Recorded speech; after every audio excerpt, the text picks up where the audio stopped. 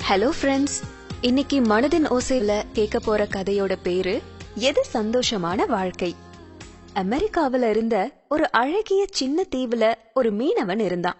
அவன்கிட்ட ஒரு சின்ன மீன்பிடி படகு இருந்துச்சு. ஒரு நாள் ஒரு சுற்றுலா பயணிய அவன் சந்திச்சான். அந்த பயணிக்கு அவனை ரொம்ப பிடிச்சு போச்சு. அவனோட தொழில பத்தியும் அவனோட வாழ்க்கைய பத்தியும் அவன்கிட்ட பேசிக்கிட்டே இருந்தான். அவனோட அன்றாட வாழ்க்கைய பத்தியும் அவர்கிட்ட சொன்னான்.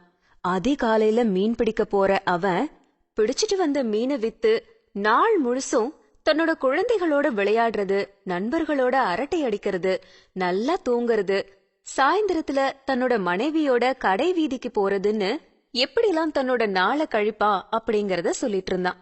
உடனே அந்த சுற்றுலா பயணி, நீ ஏன் இன்னும் அதிக நேரம் மீன் பிடிக்க கூடாது அப்படின்னு கேட்டாரு. மீனவன், கொஞ்ச நேரம் மீன் பிடிக்கிறதாலேயே என்னோட அன்றாட வாழ்க்கைக்கு தேவையான மீன் கிடைச்சிடுது.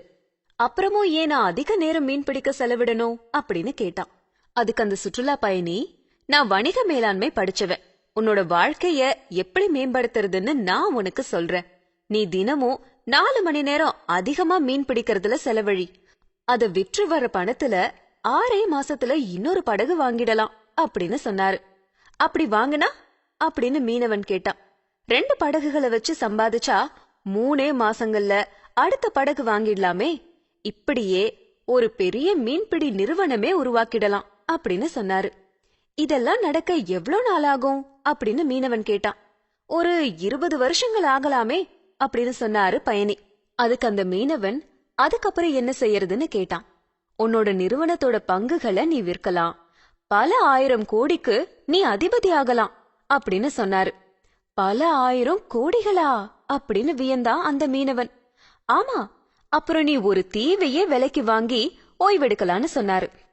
அந்த தீவுல நீ உன் குழந்தைகளோட விளையாடலாம், நண்பர்களோட அரட்டை அடிக்கலாம், மீன் பிடிக்கலாம், படகு சவாரி செய்யலாம், கடல்ல நீந்தி மகிழலாம், உன்னோட மனைவிக்கு தேவையான எல்லாத்தையும் வாங்கி தரலாம். மொத்தத்துல அதுதான் சொர்க்கம் அப்படின்னு தன்னோட வணிக யோசனையோட பலன்களை ரசிச்சு சொன்னாரு அந்த பயணி. ஆனா மீனவன், நான் இப்பவே அந்த வாழ்க்கையை தானே வாழ்ந்துட்டு இருக்கேன், சந்தோஷமாவும் இருக்கேன். இந்த தீவும் என்னோட தீவு மாதிரிதான். இப்பவும் என் மனைவி கேக்குறதெல்லாம் என்னால வாங்கி தர முடியுது. நான் எதுக்காக 20 வருஷங்கள் கஷ்டப்பட்டுட்டு அதுக்கப்புறமா அந்த வாழ்க்கையை அனுபவிக்கணும்? அதை தவிர இன்னும் 20 வருஷங்கள் கழிச்சு என்னோட குழந்தைகள் பெரியவங்களாயிடுவாங்க. அதுக்கப்புறம் நான் யாரோட விளையாட முடியும் அப்படின்னு கேட்டான். அதுக்கு அந்த பயணிக்கிட்ட பதிலே இல்ல. இந்த கதையில இருந்து நம்ம என்ன தெரிஞ்சுக்கிட்டோம்? எப்பவுமே இருக்கிறத வச்சு சிறப்பா வாழ கத்துக்கணும். என்ன ஃப்ரெண்ட்ஸ், இந்த கதை உங்களுக்கு பிடிச்சிருந்ததா? மறக்காம ஷேர் பண்ணுங்க. நாளைக்கு வேற ஒரு கதையோட உங்களை மீட் பண்றேன்.